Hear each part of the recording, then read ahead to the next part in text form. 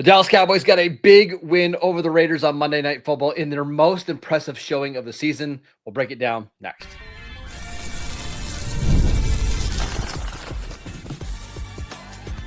You are Locked On Cowboys, your daily Dallas Cowboys podcast.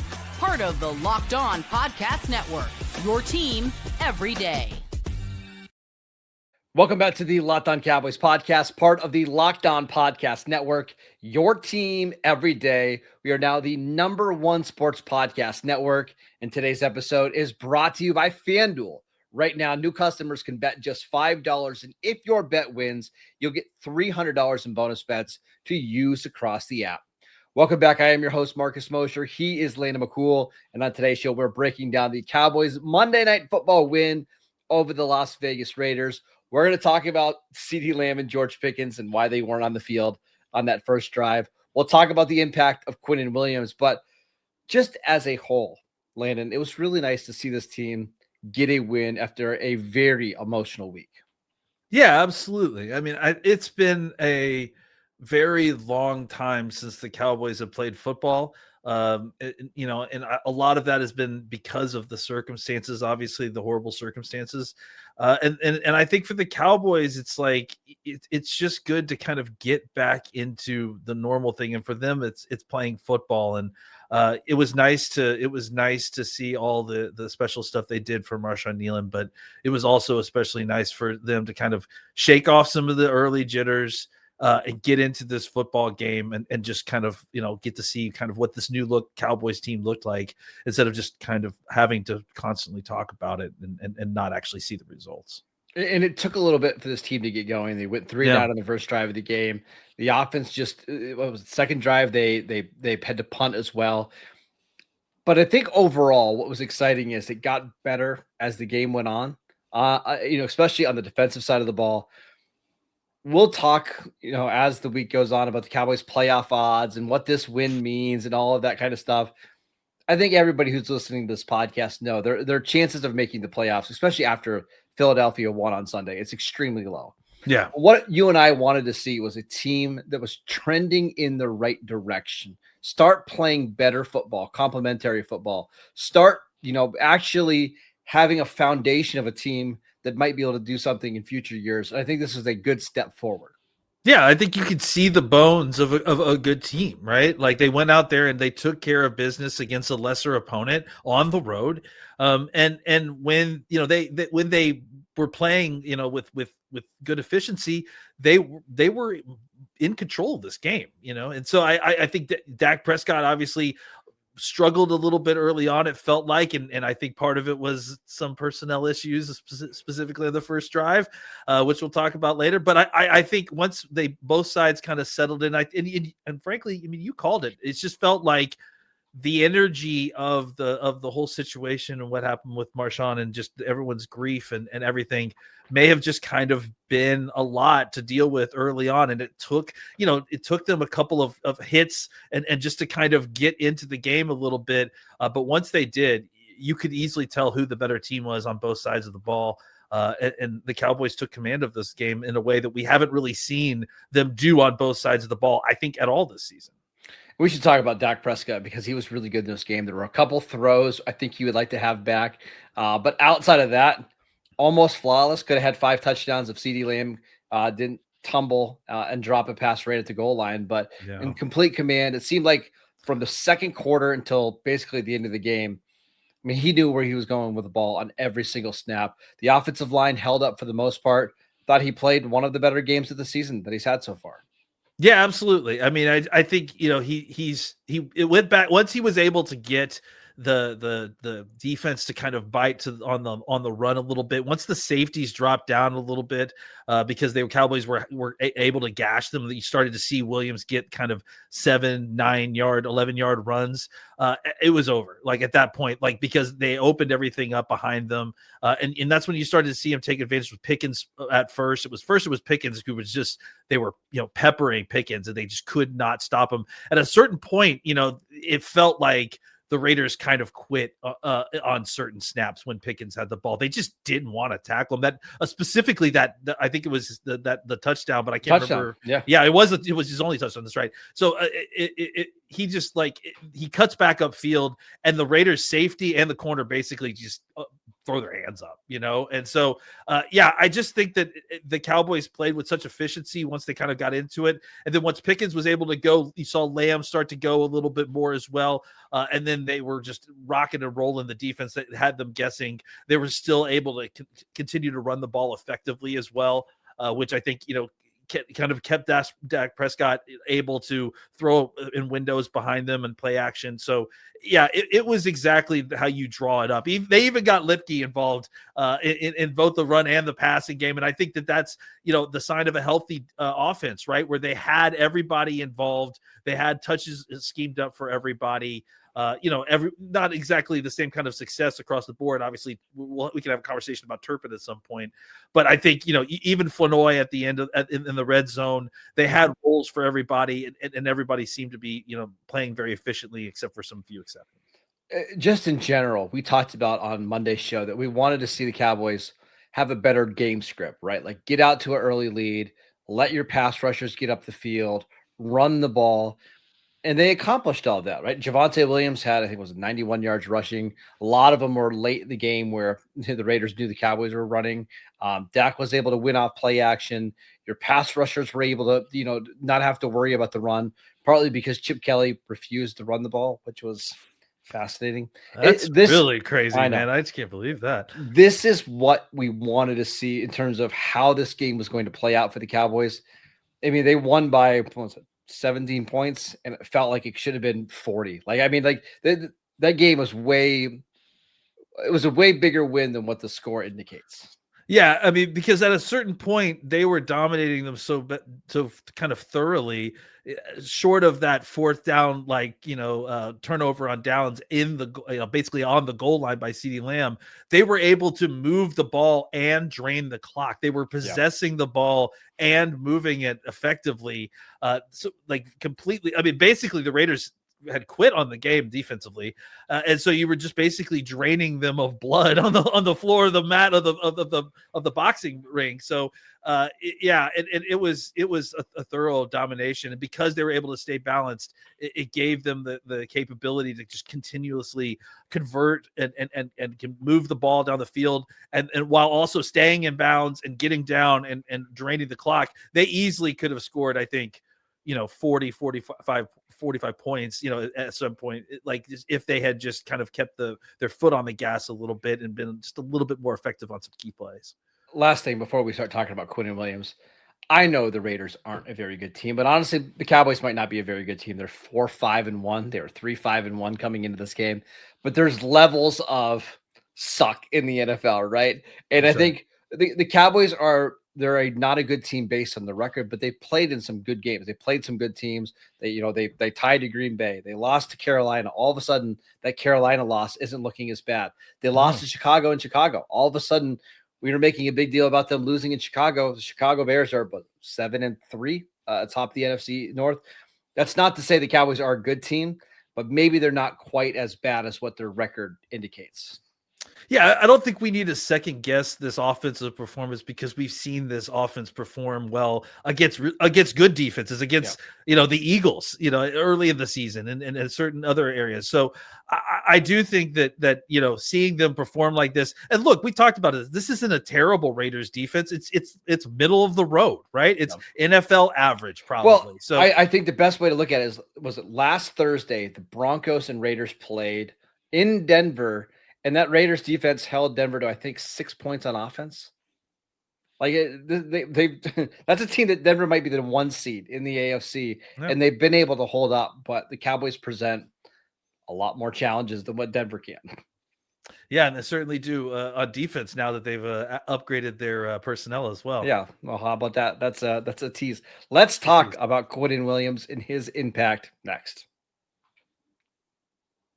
This episode is brought to you by FanDuel. The NBA is back, and there's not a better place to get in on the action than FanDuel, the official sports betting partner of the NBA. Even if you miss the start of the game Or if you just want to ride the hot hand, FanDuel has live bets on everything from who will score next to fourth quarter comebacks. Plus, you can even combine your live bets into a same game parlay for a shot at a bigger payout. It keeps every game exciting, especially when your team's making that late game push in the fourth quarter. And right now, FanDuel is giving new customers $300 in bonus bets when your first $5 bet wins. So head over to FanDuel.com to sign up and play your game with FanDuel. It's so much fun. It's so easy. We've got football all week long. We've got basketball. There's so much to bet on right now. Go check it out. FanDuel, the official sports betting partner of the NBA. Welcome back to the Locked On Cowboys podcast. We'd like to thank you for making us your first listen of the day. We'd also like to thank you for making us the #1 sports podcast network. Landon, let's talk about Quinnen Williams. We kind of had a feeling that Williams was going to have a big debut. He had 23 days to get ready for this game. It was a Raiders offensive line that had a lot of injuries. I don't want to exaggerate, but that might have been the best defensive tackle game I've seen by a Cowboy in the last 10 years, 20 years. Yeah, I mean, it was a dumb and to be honest, like in number 2, I won't say number 2, but number 3 or 4 on that list may include another defensive tackle also in this game, playing in the same game. It was crazy to watch him open things up for everybody else inside too, because ultimately at first what you saw, at least what I saw, was Kenny Clark dominating the game, right? Because Kenny Clark was getting a lot more single blocks inside, and suddenly you're seeing him do an arm over. He looks a little bit healthier, right? He's making a stop behind the line of scrimmage, and now you're seeing Quinnen Williams get after the quarterback. He's helping Clark get a sack, and then it's like they can't stop him. And the Cowboys did do a lot of what we kind of were talking about. We saw a lot of the 5-man rushes, 5-man surfaces specifically, but also 4-man down men, and then just sending a guy so that none of the offensive linemen could get any help. So, look, we talked about, we've given the caveats here. This Raiders offensive line is beat up. They're not very good to begin with. But that also hasn't stopped the Cowboys from playing bad football before and not taking advantage of that situation. We've given that same sort of caveat to teams that the Cowboys ended up losing to at times. So and they took advantage of this situation the way that they were supposed to. And again, like you talked about in the opening segment, it wasn't necessarily about winning the game, although obviously the Cowboys did, and they played winning football on both sides of the ball. It was about seeing the bones of something that you can build on for the future. And I think what we saw tonight was that, right? Like you saw Quinnen Williams creating for the other guys on the outside, including Ezeiruaku and Clowney on the ends as well. You saw guys like Kalen Carson, who we talked about as being not necessarily one of these guys who's coming back, but who has been back just recently, going to start getting more snaps. I thought he played fantastically. And then the kind of causal effect that spreads out to everybody else. Deron Bland, without as much pressure on him, played absolutely out of his mind, back to playing like he had the week before he had the bad week, right? And so it just felt like, and because of that, you saw Eberflus calling the game in a much more sane way. You're seeing more blitz. You're seeing stuff that actually makes sense. And guys not making, stupid kind of class 101 mistakes in the defense. It looked like a proper defense. It looked like a professional NFL defense. It was fun to watch. I actually tweeted about it, and people got very mad. I think maybe I need to qualify this a little bit, but I said that the Cowboys aren't probably going to make the playoffs this year, but you don't trade for Quinnen Williams with the idea that you're going to try to go make a run for the playoffs in 2025. You do it so you can start building your defense and having a functional unit that keeps you competitive, right? And just on one game, that's why they traded for Williams. You can see that this is just a much more talented unit because of one guy. This is the best I've seen Osa Odigizua play in 2 years. The edge rushers played pretty well. I thought Clowney made some big plays. Ezeiruaku, who we're going to talk about a little bit, played really well. And honestly, Landon, I think the defensive line can still improve. There was no Solomon Thomas in this game, and we've talked about how Solomon Thomas has been maybe their most consistent defensive tackle. Jay Toia played 13 snaps in this game, which is really interesting because they were playing him as a nose tackle and then like Quinnen Williams and Kenny Clark as like 5 techniques. So they were using a lot of different formations, but I think if you get Solomon Thomas in there, maybe he starts taking some of the Toia snaps. Quinnen Williams only played 33 snaps. Maybe that goes up to where Kenny Clark and Osa were like in the low 40s. It just looked so much more functional. Yeah, and I think beyond that too, like some guys who played but maybe are still kind of getting used to the speed of things were your 2 ACL guys, right? You saw Revel out there, you saw Overshown out there. They didn't necessarily make their presence felt hugely in the game, but I think you saw Revel functioning as an NFL cornerback. He looked good. His speed is where it needs to be. He's moving and athletically, it looks like he's a guy that's belongs in the NFL, which is great to see. And Overshown, I think, is still kind of figuring out. He looks confused a little bit. It's still kind of getting his first few snaps. I saw him he'll be fine. He's gonna get used to things, and he's gonna pick it right back up where he left off. So I think those 2 guys are guys that are going to improve as well. So there's areas where this defense can even improve on where it was tonight, and I think those are 2 specific areas maybe where you can get a little bit better play as the weeks go on this season. There's still 1 or 2 players out there that make most of the mental mistakes, and I wonder if those guys will either get phased out as the season goes on. It was also interesting how they were using some of the rotations. Like Dante Fowler only played 11 snaps. I think Jadeveon Clowney was at like the mid-20s. I wonder if they were trying to save those guys, especially once we got to the second half, because you're going to play a game here in 6 days against Philadelphia. Maybe we see the veterans play more snaps in that game. Well, they were running it up in the linebackers too. The linebackers were rotating like crazy as well. So yeah, I wouldn't be shocked if that's just their general plan for the defense for the next 20 days, right? Just because you have so many games in a condensed area, you don't want people to get overworked. You've got a lot of bodies at the position, and look, the good thing I guess about not having necessarily a ton of superstars there is that it's okay that there's not a ton of drop off when you rotate guys in and out. So you've got a couple guys that you wanted specifically, obviously, to feature. Quinnen Williams, Ezeiruaku, I think is getting into that area as well. Can we talk about him really quickly? Yeah, please. Because this was not his best game as a pass rusher. I honestly, I don't remember seeing him have a pressure. But what I liked about Ezeiruaku is that he can still find a way to make an impact.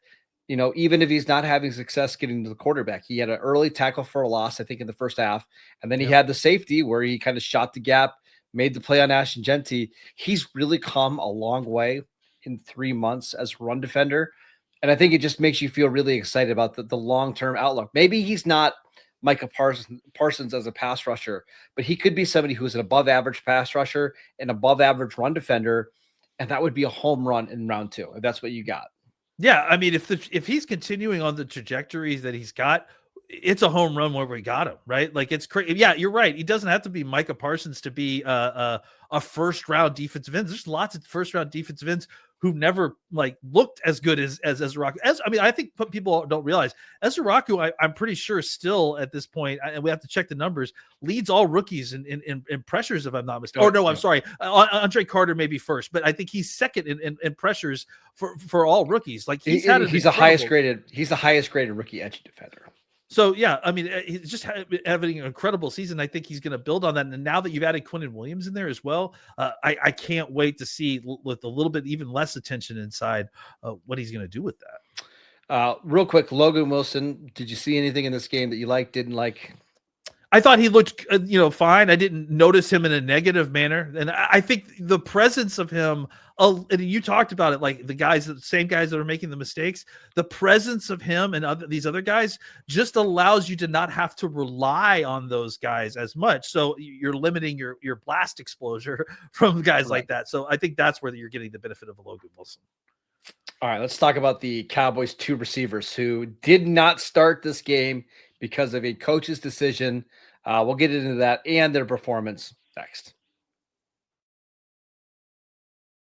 Today's show is brought to you by our friends over there at Peloton. Look, folks, it's time to break through the busiest time of the year with a brand new Peloton cross-training Tread Plus that's powered by Peloton IQ. It's Peloton's most elevated technology and equipment yet that gives you real-time guidance, and it gives you endless ways to move, whether you want to work out by yourself or if you want to work out with your favorite instructor, like my personal favorite, Alex Toussaint. He always gets me fired up to tackle the day. And the thing I like about Peloton, it helps me achieve more in less times. They have features that help you plan, stay motivated, track your progress, and Peloton IQ also provides personalized workout plans and recommendations. That's something that I use right now during the busiest time of the year covering the NFL. They plan my workouts for me based on my mood, my vibe, and also my favorite instructors. So make sure you check it out and use it, because it also helps you correct your form in real time, and it maximizes your reps. It counts your reps so that you can do it smarter, safer, and more efficient. Let yourself run, lift, flex, push, and go. Explore the new Peloton cross-training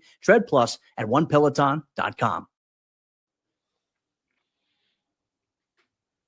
Welcome back to the Locked On Cowboys podcast. We'd like to thank you for making us your first listen of the day. For your second listen, check out the Locked On NFL podcast. 2 shows every single day. One in the morning with Tyler Rowland, one in the afternoon with Tony Wiggins. Available wherever you get your podcasts. All right, let's talk about George Pickens and CeeDee Lamb. We'll get to their performance in just a second, Landon. Yeah. But neither player played in the first drive of the game. They were both on the sideline with what we've been told is a coach's decision, disciplinary action, because they missed some stuff. I saw a lot of people on Twitter complaining about Schottenheimer's benching of those two. What'd you think? Absolutely not. Absolutely no. I mean, look, if you want to build a culture that you want to build the culture of accountability, like, you discipline your most visible players like that when they make mistakes. I don't know what they did. I'm assuming that whatever they did, they're aware of what they did. But like, I think, you've got to do this. Otherwise you're just allowing anyone to get away with anything. And I think for Shotty, he's got to, I like doing it this way. I like, taking them out for a short amount of time in the game, a drive like this. It ultimately didn't affect the outcome of the game. But what it does is it puts the onus of them of what went on back on the players. Now they have to face the media and deal with whatever went on. And then they can be, responsible. So look, whenever it's stuff like this, and it's not like a fine or whatever, it's missed stuff. It's usually like, they missed a meeting or whatever. They violated a team rule where they were supposed to be somewhere where they were and they weren't. Right? In bed at the right time when you're on the road in Vegas. Vegas. I can't believe that anybody would ever miss curfew in Las Vegas. I'm not saying that's what happened, but I'm also George Pickens is 24 years old, guys. Like, I mean, come on. Yeah. And a millionaire. So I wouldn't be shocked if, something happened. Well, let's just say, I don't think it's anything that, I don't think it was like conduct detrimental to the team, right? Like, no. It's not quite like, it's just that's not like a drive worthy, like if it was like more serious, they're covering it up and they're not talking about it.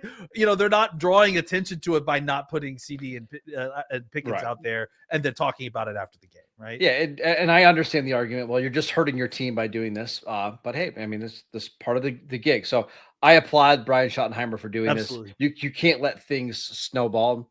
That's all we're going to say about it. Let's talk about the performance together between the two players. 18 targets, 14 catches for 210 yards and 2 touchdowns. CeeDee also drew a pass interference call that set up a touchdown. It could have been an even bigger day. CeeDee dropped kind of a pass at the goal line. He was stumbling a little bit, so I'm going to give him a little bit of we'll give him a benefit of the doubt there, but he probably could have caught that. Yeah, those guys were dominant. I mean, the Raiders could not cover them. Yeah, they had no answers there. Like, again, once they started to get wary and realize they had to be wary of the run, the game was over because the Raiders just didn't have anything in man coverage or zone coverage that they could do to slow down, specifically Pickens early in the game. Like we mentioned, whenever they got him the ball, like, he was just running through arm tackles.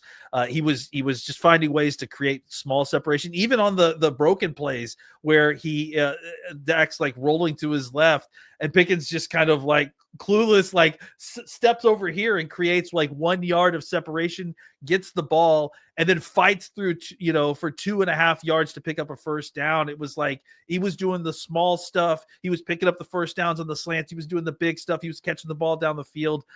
They just didn't have any answers. And then eventually, once they started limiting all their focus on Pickens, it opened things up for CeeDee, and then you start seeing him get the big yards, especially on that touchdown. It was so beautiful seeing that safety drop down, and just no one even saw CeeDee just running streaking down up the seam of the field for a wide open touchdown. So, and Dak was incredible. You just saw him layering throws to everybody, over the linebackers, into guys' arms as they're in the middle of the run. That throw to CeeDee on that like 18-yard was an over route, I think it was. Man, was just one of the best throws I think I've seen Dak throw this year. Both of them, there was there was a little bit of struggle, a little bit of CeeDee at times, obviously, but overall, they were both fantastic and so effective, and the most dominant aspect of this game. It's just a cheat code to have two awesome receivers. And even if your offense isn't clicking, and if you have a quarterback who's struggling, like the Eagles do sometimes, when you have guys that can just win one-on-one coverage whenever you want, and you can just throw them up the ball, or they make plays after the catch, there's just very few teams in the league that have that luxury, and Dallas has it. We're going to spend all offseason talking about what the Cowboys should do here. But keeping those two guys together for the foreseeable future seems pretty smart. Yeah, and obviously now that you have a wide receiver 3 that's emerged on this team, that also helps kind of frame things, because Hunter Lipke has been just fantastic with 3 catches of 36 yards. He had as many touches today as he had the entire season up to this point. It was beautiful. It was gorgeous. I love it. It's a sign of a healthy offense that when you can include your fullback like that and still pick up chunk yards. I love to see it. This is a really good CeeDee Lamb, George Pickens game. I'm just ignoring all that Hunter Lipke talk. And this is what they should be able to do. Every week they're going to have big time matchups. Some weeks it's going to be CeeDee. This week it was Pickens, because Caillou Blue Kelly just doesn't have the quickness to hold up with him. And that's how you get the game that he had. All right, that is it for today's show. We'd like to thank you for making Locked On Cowboys your first listen every single day. Go download the podcast wherever you get your podcasts. We are free and available on all platforms. Make sure you check us out here on Wednesday as we get you ready for Cowboys Eagles Week 12. We'll see you guys then.